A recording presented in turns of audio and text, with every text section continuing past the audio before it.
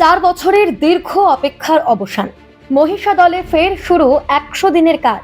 কেন্দ্র ও রাজ্যের রাজনৈতিক টানাপোড়েনের জেরে দীর্ঘদিন ধরে এই প্রকল্পের কাজ কার্যত বন্ধ ছিল বলেই অভিযোগ। তবে রাজ্যে বিজেপি সরকার গঠনের পরে আবারও শুরু এই প্রকল্পের কাজ।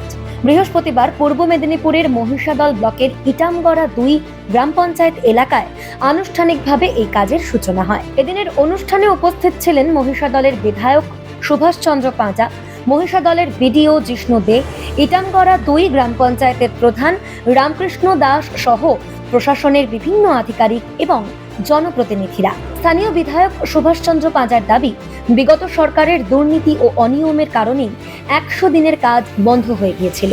স্বচ্ছতা বজায় রেখে কাজ করার প্রতিশ্রুতি দেন তিনি।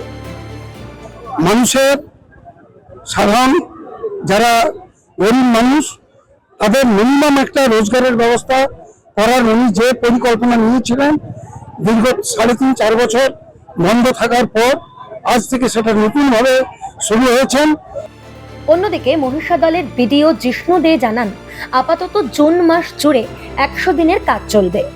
এরপর সরকারের নির্দেশিকা অনুযায়ী 125 দিনের কর্মসংস্থান প্রকল্প বাস্তবায়নের উদ্যোগ নেওয়া হবে। এই মাসটাতে 100 দিন চলবে, সামনের মাস থেকে ভিডি রামজি হবে। কতটা খুশি দেখলেন মহিলারা? খুব ভালো, খুব ভালো, খুব ভালো লাগে। অনেকদিন পরে নতুন করে আসে তো সবাই মানে উৎসাহিত। ইটামগড়া 2 গ্রাম পঞ্চায়েতের প্রধান রামকৃষ্ণ দাস বলেন, একসময় মাত্র 63 টাকা দৈনিক মজুরি দিয়ে এই প্রকল্পের কাজ শুরু হয়েছিল। বর্তমানে সেই মজুরি বেড়ে দৈনিক প্রায় 250 টাকারও বেশি হয়েছে। হ্যাঁ, 200 যেটা আমি বললাম 260 টাকা পারিশ্রমিক তো অবশ্যই বেড়েছে, বাকি সেমি স্কিল আনস্কিল সব ক্ষেত্রে বেড়েছে। দীর্ঘদিন ধরে কর্মসংস্থানের সুযোগ না থাকায় সমস্যার মুখে পড়েছিলেন এলাকার বহু শ্রমিক।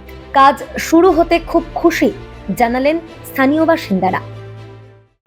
রেবতী ভাড়া বলছি আবার 100 দিনের কাজের সুযোগ পাচ্ছেন, কেমন লাগছে? ভালো কি বলবেন? ভালো যেমন কাজটা হয়।